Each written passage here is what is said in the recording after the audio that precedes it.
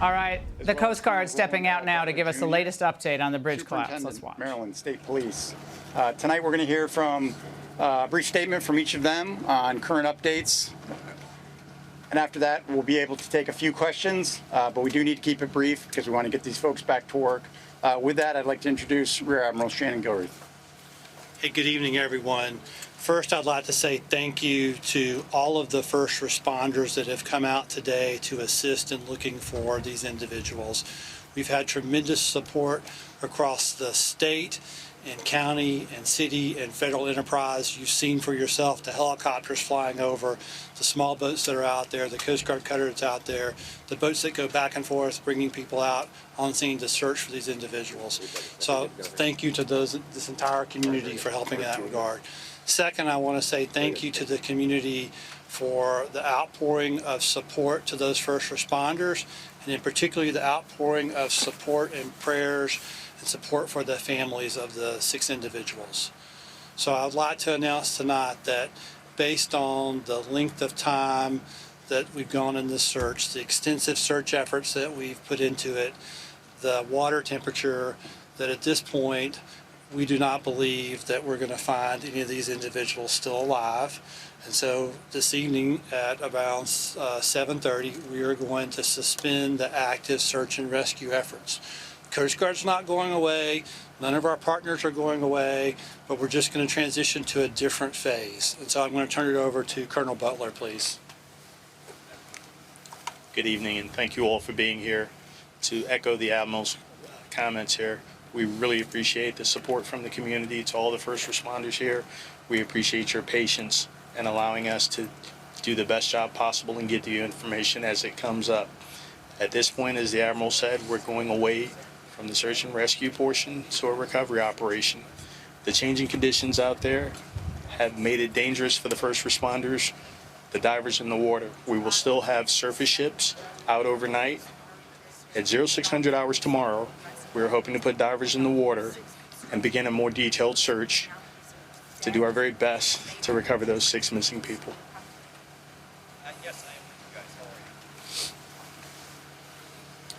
Thank you. With that, we have time for just a few questions. We know there's a lot of questions that still have to be answered, and we do have time for just a few. So if we could take a few, please. So do we think it's still just 6?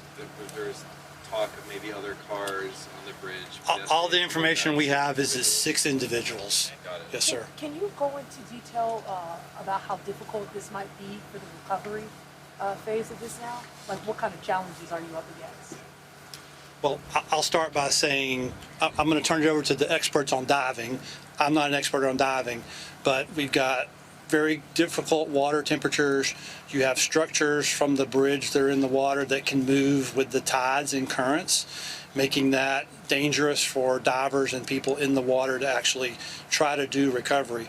And we do not want to injure any of these first responders in this recovery effort. We absolutely want to be as safe as possible for everyone involved in this. And I'll let see Colonel Burrow has anything he wants to add. Can you go into specifics about what the search and rescue entailed, like were there scuba divers or was everything above water, sonar, any sort of equipment that might have been utilized over the past 12 months? From the outset, we moved all those resources in with dive teams from various state, local, and county agencies. We also use sonar. We're doing our very best in some very difficult times and difficult conditions, which is why we're making that transition now. The last thing we want to do is put divers in the water with changing currents, low temperatures, very poor visibility, and so much metal and other unknown objects in the water. All it takes is one object to strike an individual, and all of a sudden we have a first responder trying to recover another first responder.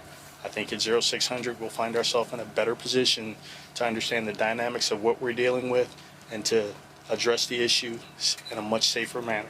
Do the authorities have 6 IDs now, and have those victims each been contacted, those families I should say?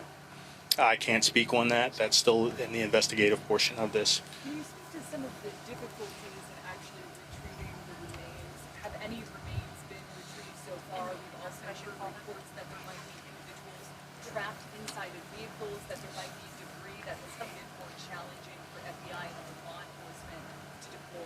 All of that is unknown at this point.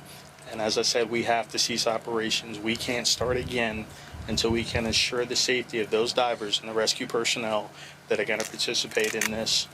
If we look at how challenging it is at a simple motor vehicle crash to extract an individual, I'm sure we can all imagine how much harder it is to do it in inclement weather, when it's cold, under the water, with very limited to no visibility. Just to clarify, no remains have been removed thus far by search and rescue teams, other than the two who rescued alive earlier. That is correct. So, Colonel, you're confident then that no other vehicles made it onto that bridge before the collapse, or as it was collapsing, I should say? Based upon the fact the original information that was provided, the Maryland Transportation Authority Police Department was able to shut down traffic. Is there the possibility that there was another vehicle on there other than those vehicles involved in the construction process? I think we all would have to understand, yes, that's a distinct possibility. As unfortunate as it may be, it's a distinct possibility. However, we don't have any information to support that at this point. Hey, Sean Hannity here. Hey, click here to subscribe to Fox News YouTube page and catch our hottest interviews and most compelling analysis. You will not get it anywhere else.